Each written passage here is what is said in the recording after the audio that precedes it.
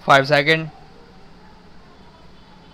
In discussing the demands for grants of the finance ministry, we have got to see to what extent the administration of this particular ministry has led to the development of our national wealth and the securing of the welfare which our state claims to have in view, madam.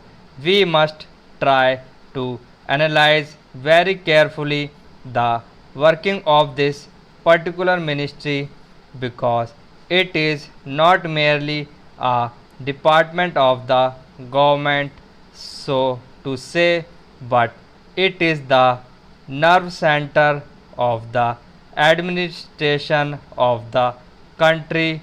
I would like first to refer to the role of foreign capital because in determining the manner in which the permission of capital issues has been guaranteed by the particular administration, we should keep in our mind to what extent the interests of our nation have been served.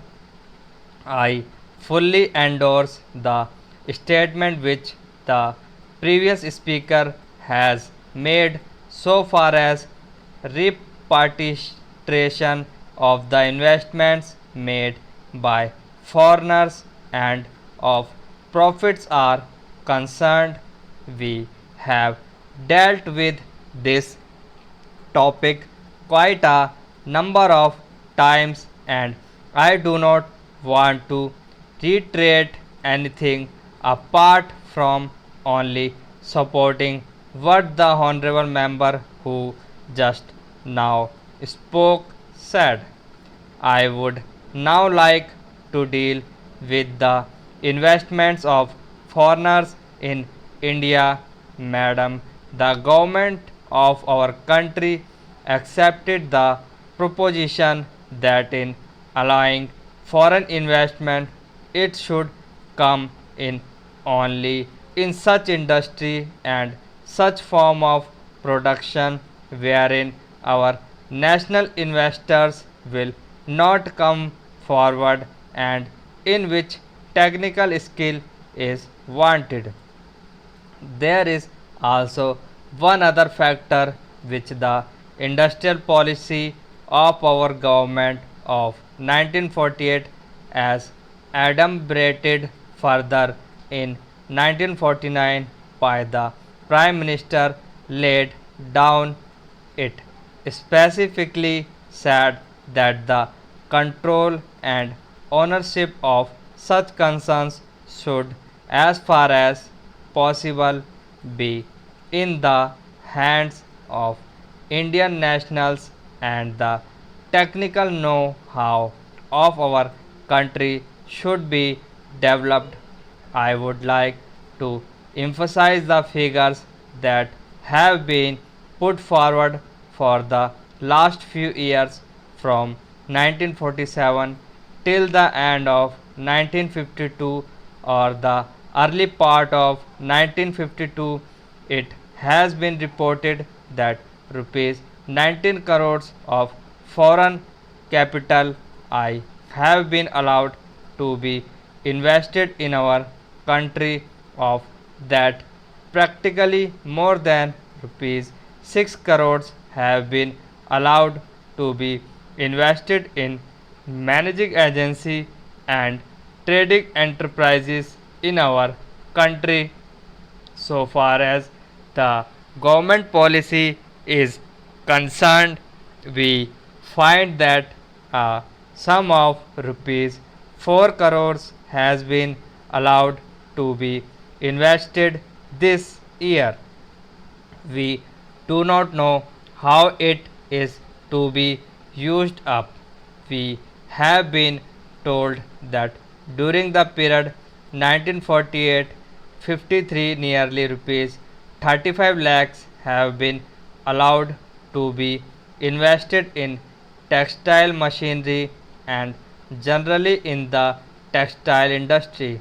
We have seen to what extent cotton and jute have been dominated by the national capital and to what extent they play the role as against the demand for them. We know further what the government is doing in regard to these industries and how the Indian counterpart in these industries are behaving.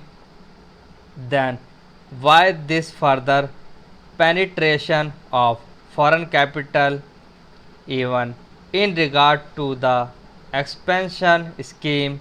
We find that paints, soaps, electric fans, and machine tools are some of the industries where the government is allowed foreign investment to establish or expand their factories.